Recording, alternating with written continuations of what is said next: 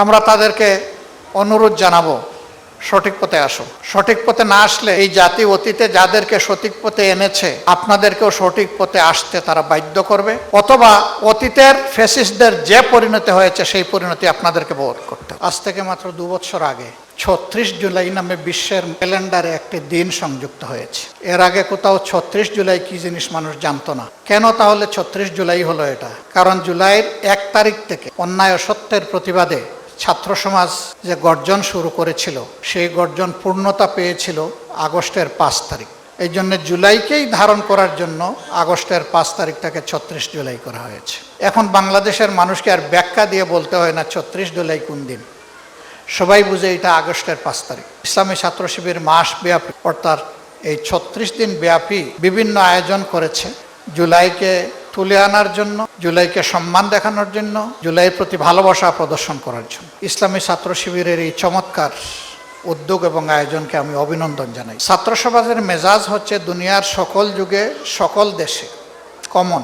তারা সবসময় অন্যায়ের বিরুদ্ধে, অসত্যের বিরুদ্ধে। বাংলাদেশও তার ব্যতিক্রম নয়। এই যে এইদিকে কয়েকজন হাত নাড়তে, এরাও জুলাই যোদ্ধা ছিল। আজকে নিচে ঘুরে ঘুরে আশা করি আমার মতো আপনারা সবাই দেখেছেন। কার্যত এখানে শিশু কিশোরদেরকেই তুলে আনা হয়েছে, তাদের ছবি, তাদের ব্যাপারে দুটি কথা এবং তাদের কাল্পনিক কিছু হৃদয়ে ছোঁয়া আবেদন, কিছু আহ্বান আপনারা শুনেছেন, আমিও শুনেছি। এক পর্যায়ে শিশুদের প্রতীকী কবর ওটা যখন শেষ পর্যায়ে ভিজিট করছিলাম তখন আসলেই কলিজাটা ভেঙে টুকরা টুকরা হয়ে যাচ্ছে। ওরা কি জন্য জীবন দিল আর জাতির জন্য তারা কি করে গেল, এখন এই জাতির কি দায়িত্ব, সংক্ষিপ্ত শব্দে এখানে উঠে এসেছে। আমি বলেছিলাম বাংলাদেশের রাজনীতি যারা নিয়ন্ত্রণ করেন তারা সবাই যদি আমার মতো এসে এখানে একটু শুনতে পারতেন তাহলে তাদের সাথে আমরা কেউ বিশ্বাসঘাতকতা করতে পারতাম না। আজকে এই ফিল্ম প্রতিযোগিতায় যারা অংশগ্রহণ করেছে তাদেরকে অভিনন্দন জানানোর পাশাপাশি তাদের জন্য দোয়া করি। আজকে তাদের কল্পনার রং তুলিতে যেভাবে তারা জুলাইকে তুলে এনেছে, ধারণ করেছে এবং জাতির সামনে উপস্থাপন করেছে, আগামীতে এরাই যেন জাতির নেতৃত্ব দিতে পারে। এরা যেদিন জাতির নেতৃত্বে আসবে আমরা একটা নতুন জাতি, একটা নতুন দেশ সত্যিকার অর্থে পাবো আমি বিশ্বাস করি। এখন কি তাহলে ওদের জন্য আমরা বসে থাকবো, নিজেরা কিছু করব না?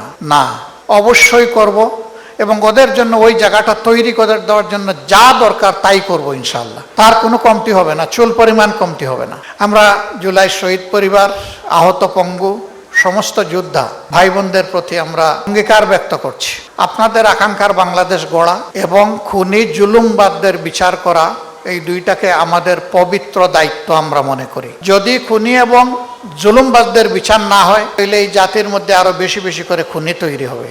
এক ফ্যাসিবাদ বিদায় নেবে, আরেক ফ্যাসিবাদ তার জায়গা দখল করবে। আমরা ওই রূপান্তরটা চাইনি। আমরা চেয়েছি ফ্যাসিবাদের পুরা রক্ত বদলে দিয়ে নতুন রক্ত সঞ্চালিত করা হোক বাংলাদেশের দেহের ভিতরে। পাঞ্জাবের জগতে একটি বিশ্বস্ত নাম শাবাব এথনিক ওয়্যার।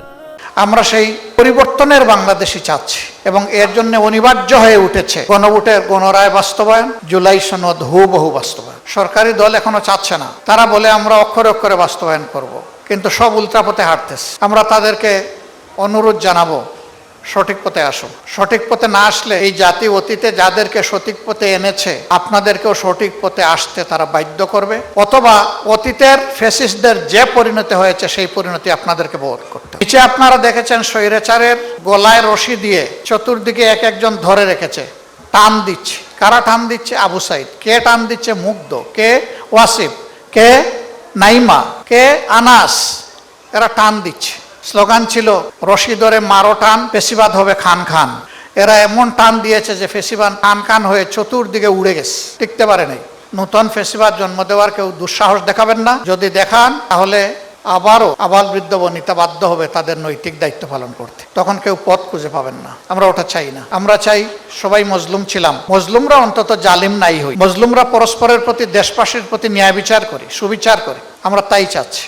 আজকে এই প্রতিযোগিতায় যারা অংশগ্রহণ করেছে সকলকে অভিনন্দন, বিশেষভাবে অভিনন্দন যারা বিজয়ীর পুরস্কার লাভ করবে তাদেরকে অগ্রিম অভিনন্দন জানাই রাখলাম।